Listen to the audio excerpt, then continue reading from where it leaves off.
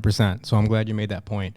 I do have a topic that a lot of agents have been asking me about and asking questions about, which is, will you reduce your commission? Oh, that's a no-no. Mm-hmm.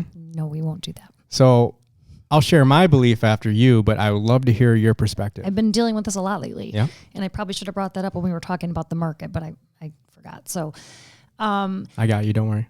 thank you. So when it comes to reducing commission, I just don't do it.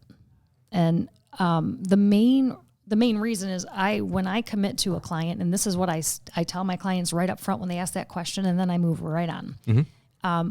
I am going to give you the same level of service as I would for me, the commission isn't what creates the level of service I give. Mm. It's what I want to offer to my clients. So I let them know right up front that I put together a 6-month plan. Yeah. My marketing plan has strategically placed times that we do different things. Mm-hmm. I make sure that, and I do utilize the marketing team, so they have my plan up front, because during that time, I am fully committing to what I'm going to be doing for my clients. And in that, if I were to, let's just say I was going to reduce my commission, I am now taking the marketing team out of the picture, right?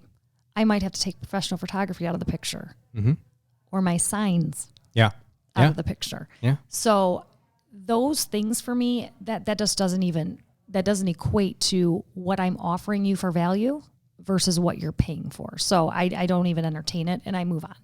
And I'll be honest, there's times where it comes up and they're going to get a lower commission.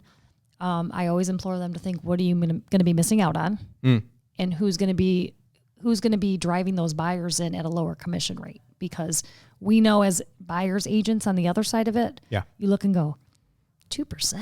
Yes. Yep. Well, this one over here is 3%. I'll take them to this one. Mm-hmm. So no negotiating. You're not doing it for 5%. I'm not doing it for 5%. I love it. Okay. I feel the same way.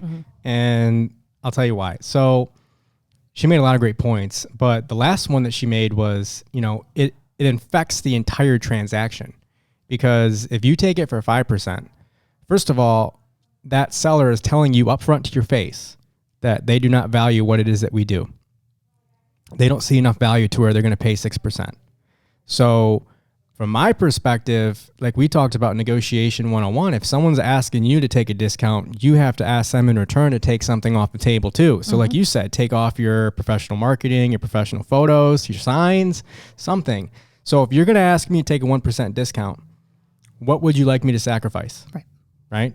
If you want me to do 5%, I'm not giving you the full 6%. So you got to take something out here. Right. So that would be the first thing, is you want to appeal to the seller's self-interest, because that's what they care about most. And they never hear this, right?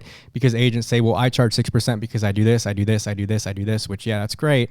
But to really appeal to their self-interest, that's going to have the highest impact on the seller's perspective.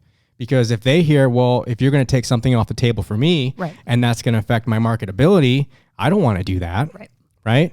So again, you got to keep in mind the marketability of it, which is, like you said, you have a house over here for 3%.